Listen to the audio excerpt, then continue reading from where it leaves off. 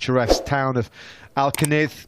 He won't have it all his own way, will he, Taka Nakagami? Riders behind him who've demonstrated really strong race pace so far this weekend, including the race winner, the local boy from 1 week ago, Alex Rins. He's confident he can make it back-to-back wins for the first time for Suzuki since 1999.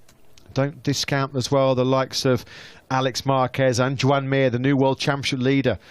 Rins' Suzuki teammate. Work to do from the fourth row, but last weekend we saw a fourth row start. No major handicap, was it, with the top two men fighting their way through from that fourth row of the grid last weekend. And Matt Dunn has been in his element whilst we've been here in Spain. Bird watching haven this has been.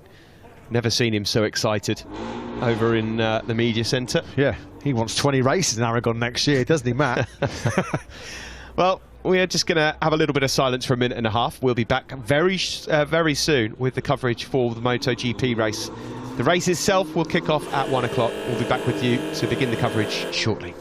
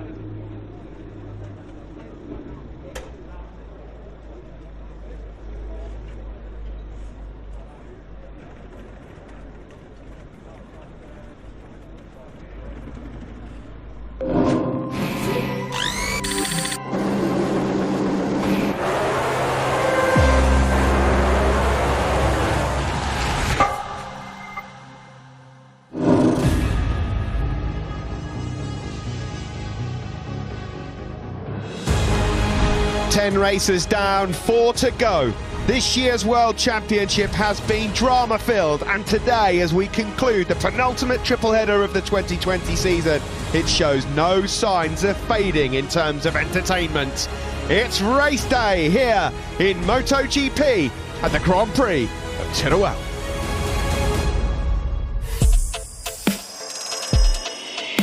We've had some fun here at Motorland Aragon, the 5-kilometre long circuit over the last 7 days. Alex Rins the winner here just 1 week ago. Will we see a 9th different winner here today with Taka Nakagami on pole position? 17 turns in all with that long 1 kilometre back straight as well. Best race lap, will that be beaten here today? Quite possible. Jorge Lorenzo's 48.120 still stands from 2015. Great overtaking hotspots, particularly turn 1. This was 3 years ago. Maverick up the inside of Valentino.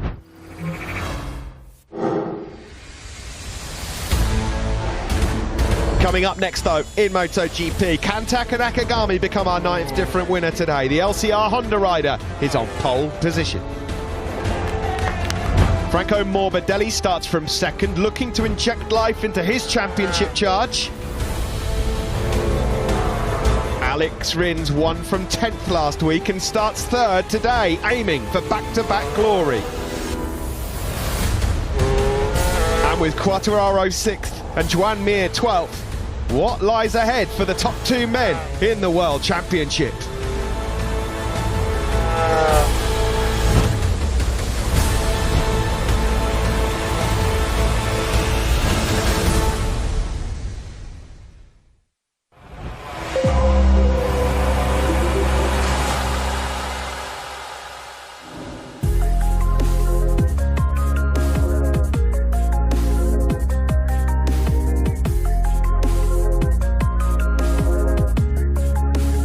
Welcome back then to Motorland Aragon as we bring you the Motogp race, the main event of the weekend.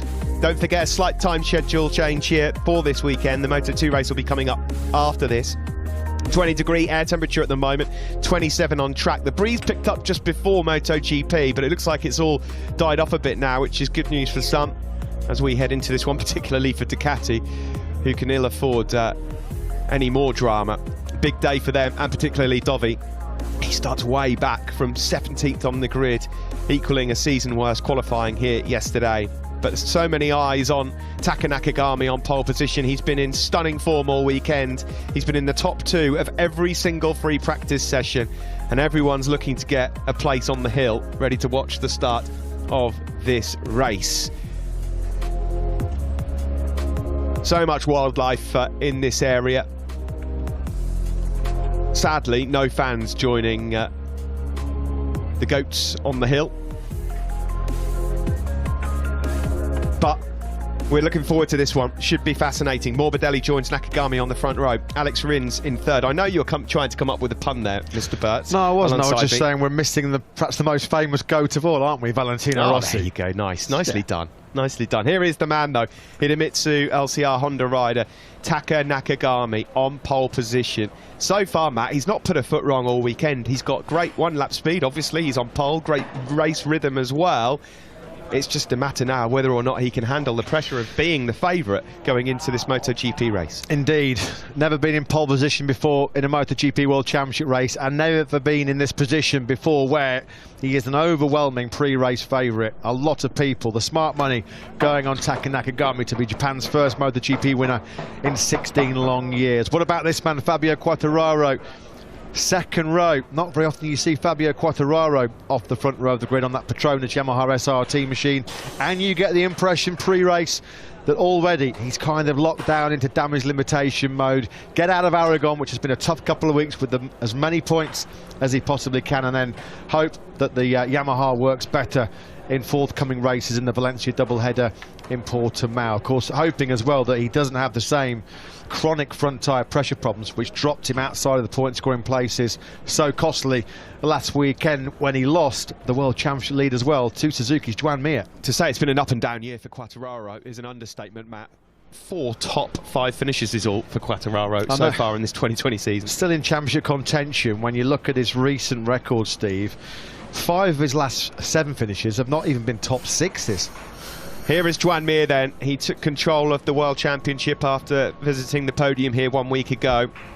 Encountered some front-end issues which looked to have been fixed, but the only hiccup so far this weekend came yesterday afternoon, Matt. The World Championship leader Mir, with great pace, starts back in 12th place on the grid. Yeah, he ran out of grip on that soft front tyre last weekend on the left-hand side in those crucial last 6 or 7 laps. Worked on the medium for most of this weekend, and then it didn't quite work his way in that second qualifying session when he reverted back to the soft for time attack mode. Supremely confident though Mir in his race pace. He thinks he can emulate Alex Rins and come from that 4th row like he did last weekend and fight for the win.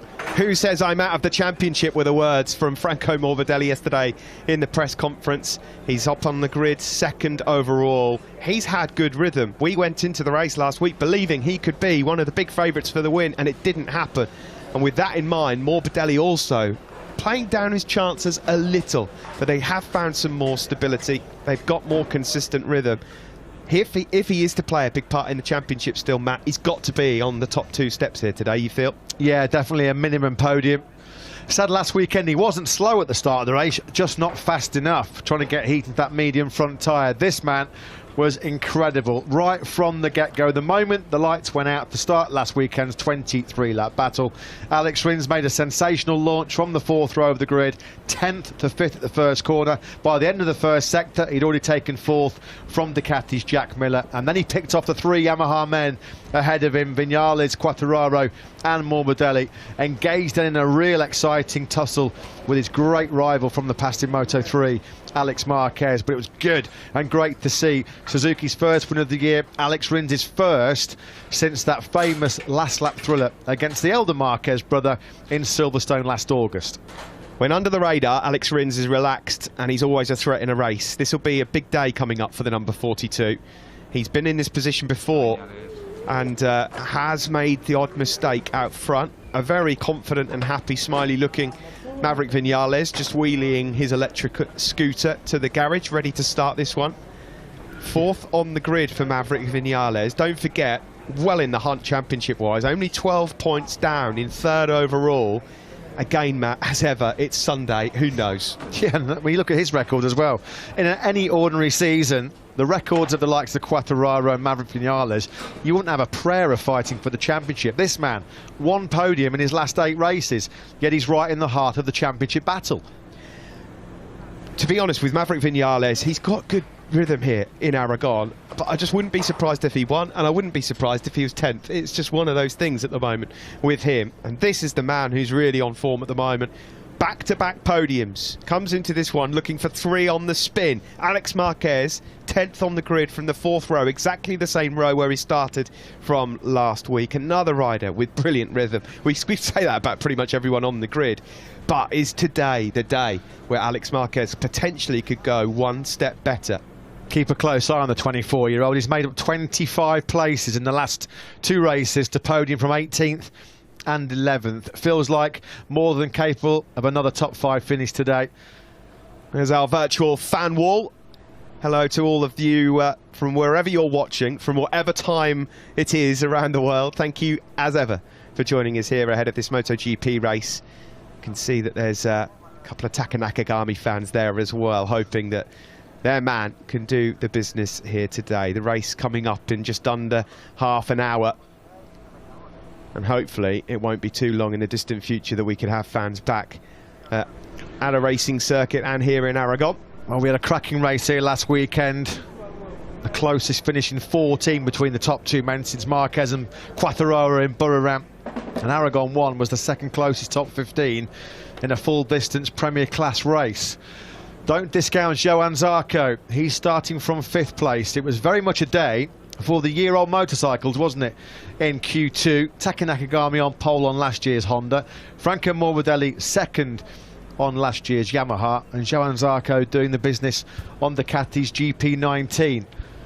Just a quick note on Stefan Bradl. We saw this all weekend, of course, as the test rider and replacement for Marc Marquez at the moment. They can test out quite a few different things. Stefan Bradl's been running the carbon fibre reinforced chassis here this weekend for Repsol Honda. He will start today's race with it as well, the German. And what about Andrea Dovizioso, clinging on by his fingernails into this championship battle, somehow still right in contention despite 3 of his last 4 finishes being outside of the top 6. What's in store for Dovi today?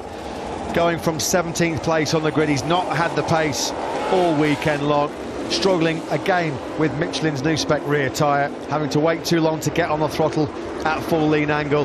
And Danilo Petrucci, the birthday boy from yesterday, well, he's starting from the back row of the grid. 19th Petrucci qualified. Not a very happy birthday for him yesterday. We heard from Davide Tardozzi this morning that they'd made some changes setup-wise. It looked like it was a step in the right direction for Danilo Petrucci and Andrea Dovizioso. Have they made changes since then? We'll be finding out, I'm sure, on the grid ahead of this one. But he's really stuck in the mud, isn't he, Andrea Dovizioso here in Aragon? He's got himself out of trouble before. You just feel that he's running out of time. But in 2020, anything could happen, and he could have a massive favour done to him by this man, Taka Nakagami, and also Alex Marquez. If those guys are 1 and 2 in today's race, it really does limit the damage that can be done in the World Championship to the guys, ultimately, who are fighting for it. Who would have thought at any stage in this season, and I say this with the greatest respect to Taka Nakagami, that we'd be coming into a MotoGP race where he is a big, overwhelming pre-race favourite. Make no mistake, you go up and down the paddock and talk to anybody, and there is one name on everybody's lips, Taka Nakagami, as the man they're picking to get his breakthrough podium and potential victory today. You won't see any yellow-banded hard rear tyres out there on the grid here ahead of this race. Most will go for the medium front soft rear, as they did last week. Would be a surprise to see anyone go for the hard front, although Alex Marquez did have a good look at it yesterday here in Aragon, and luckily the rain clouds have steered clear. We won't have a repeat of Le Mans just before the start of this MotoGP race, so no sign of the medium and soft wet compound Michelins for now. Yeah, we're about, what, 23 minutes away from lights out here in Aragon. fans gathered all around the four corners of the globe, tuning in to see this race. Suzuki, well, they had a fantastic success here 1 week ago with Alex Rins. Can he be back-to-back victories for the Hamamatsu factory for the first time since 1999? They look well placed with Rins on the front row for the first time in over a year, and Juan Mir having great race pace from the fourth row. Let's find about their pre-race prospects from the team boss, Davide Brivio, who I'm delighted to say is with Simon in pit lane. He is. Davide, this is one of the few times Suzuki have gone into a race as one of the favourites, not just for podium but for a win, you know, especially after what Alex did last weekend. Now he's on the front row. How do you feel? I'm a little bit worried because we've never been favourite, and so far we had some quite good races. Now, okay, apart from joking, yeah, of course it's nice from Alex starting from the first row. That's also interesting to see how the race we've developed, as normally Alex is always in a position where he has to recover and then try to get up front. And let's see how it goes. Now, of course, he has a good pace, he's starting in a good position, so there are the conditions to have a good race. And also Juan coming through. Yeah, John, of course, he has a more harder job to do because he's starting from 12th position, and so it's quite far away from the top. But okay, he has to do a race with a good recovery. I mean, he started last week, he started 6th position, but that was already, I mean, a good for us, you know, an exception almost, because normally we start 8, 10, whatever. So yeah, he knows he has to try to get away from the first couple of laps, 1 or 2 laps, then try to pick up the pace and recover and see how we are by the end. I hope it will be the situation where maybe we are a little bit better with tires by the end. And even if the condition today is different from last week, because I mean, we have to see the temperature. We're expecting going up more, but it's not going so much. And so he has to recover and see what's happened, try to score as many points as possible and see where we finish. Last question for you, Davide. You know, some of the teams, you know, speaking of tyres, have found the decision hard. Is yours a clear decision on tyres? You know what you're going to run, or is it touch and go, depend on temperature? Yeah, no, we're quite happy with the soft on the rear, and on the front we have to go medium. Still some question mark about, but I think we will both go with the medium. Thank you, and I hope we see you in Parc Fermé. Okay, bye. Yeah, thanks to Davide Brivio. Big day then ahead for Juan Mir. He needs to get a lightning start from 12th on the grid, but he's got the pace you just heard there, feeling pretty confident about that. Alex Rins, he's absolutely right though, from 3rd. What will his strategy be? Because normally it's coming through from further back in the grid, which you can see in front of us here. Yeah, and look at that tyre choice from Alex Rins. Soft front, soft rear. Now, will that change later on? Davide Brivio was saying there that he thinks medium will be their pick. But Rins, right now, as we look further down the field, the top 2 rows, Nakagami, Morbidelli, Rins, Vignales, Zarco, Quartararo. And we've got Crutchlow, Oliveira and Polispargro on row 3. Alex Marquez looking for a 3rd successive podium there in 10th. Great job by Ikaleko, and that's his best qualifying. Now look back down the field. There's nobody else on the soft front tyre at this stage. That's information that's been released so far by Michelin. So will there be a dramatic late change by Alex Rins, or will he really gamble and be the only man in the field that runs the Michelin soft front tyre? I can't believe he will go for that soft front. I really can't. He maybe came to the grid on it, but surely Alex Rins won't go for that, especially after what Davide Brivio said. Now, as we mentioned, big day for Alex Rins. Another win here. He's well in the hunt in the World Championship, but he's been in this position before, and the pressure has sometimes got to him. He's made mistakes. If he can go mistake-free today, then it's a different Alex Rins that we are dealing with. Yeah, I don't want to remind him, but the last time he qualified on the front row was at last year's Dutch TT in Assen, and he crashed out of the lead. Crashed a week later, of course, didn't he, as well, in the Sachsenring, so he has blown big opportunities of late. We're in the Teruel region, and this is Teruel from the helicopter as well. A beautiful part of the world. The inaugural Liqui Grand Prix of Teruel coming up, of course. Alex Rins himself has spent so much time in this region. A lot of friends and family watching from home, giving him great support here. And also he said that the key thing about Aragon as well is it's not really affecting that shoulder. So good luck to him from 3rd on the grid. Let's hear from Pecco Bagnaia. It has been a really, really tough weekend for the Italian. He's down in 18th on the grid. Can he muster anything up here in the race coming up? Down to Simon. Yes, Pecco, it's been a tough couple of events for you, but also Ducati in general at Aragon. What are you hoping to rescue in the race? Let's try. We have nothing to lose, so I will try to push from the start to recovery gap and recovering position. Let's see. It will be very difficult for us. Our bike is not working very well on this track, but we will try to arrive in the top 10. It will be hard and difficult, but we will try. Pecco, thank you and best of luck.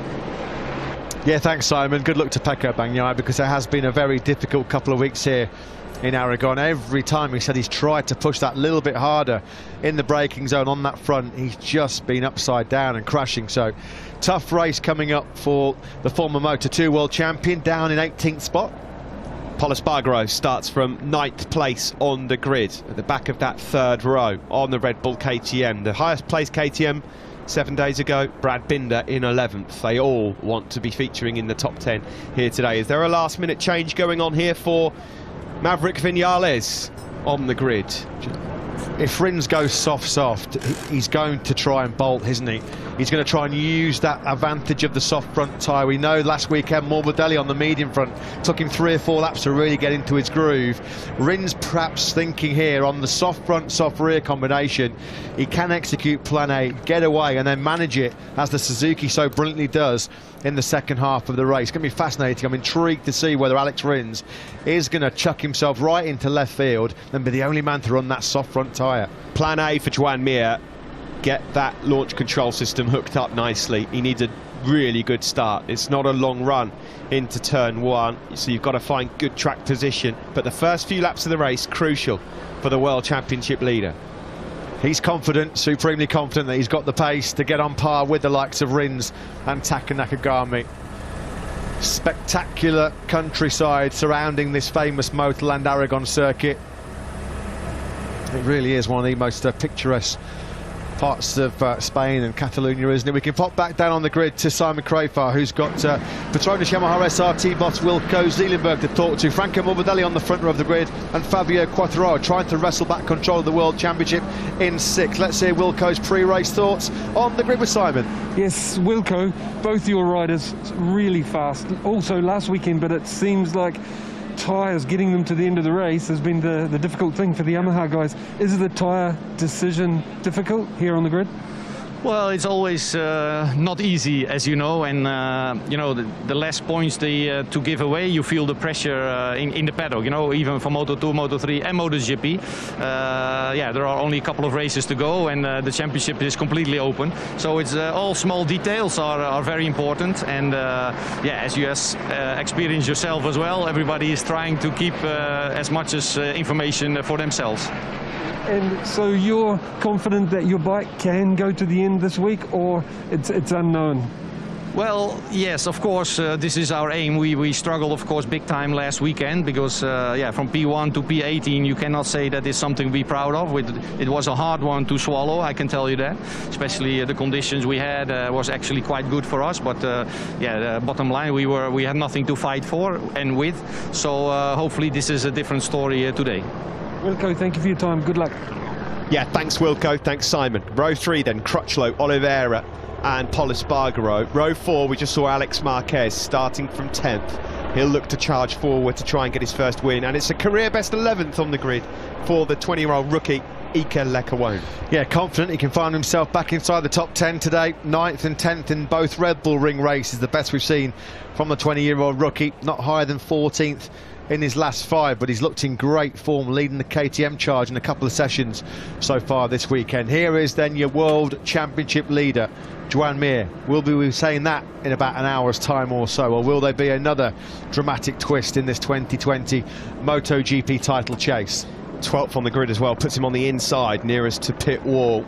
So he's going to make a beeline, isn't he, for turn 1. Let's go down on the grid now and then get the pre-race thoughts of Alberto Puig. Could this be another day in the sun for Repsol Honda? Down to you, Simon. Yes, Alberto, I haven't felt this year the possibility for Honda so strong. What are you hoping, for who? How do you think the race will play out? Well, we will see. I mean, here the start is complicated. It's very narrow at the end of the straight. So it's very important to get a good start. And then I think that all of our riders have a good rhythm. So they have to find their pace, not lose in the first lap, and then just go. I mean, they